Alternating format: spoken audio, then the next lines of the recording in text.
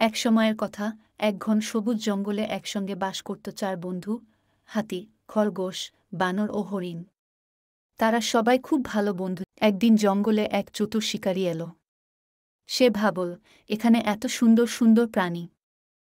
তখন শিকারী পরিকল্পনা করল, আমি যদি বানরটাকে ধরতে পারি, তাহলে সে আর সহজে পালাতে পারবে না। সে গাছের নিচে ফাঁদ পেতে রাখল। বানরটি খেলার ছলে ফাঁদের কাছে এলো। শিকারী বুঝতে পারল, এই জঙ্গলে একা শিকার করা খুব কঠিন।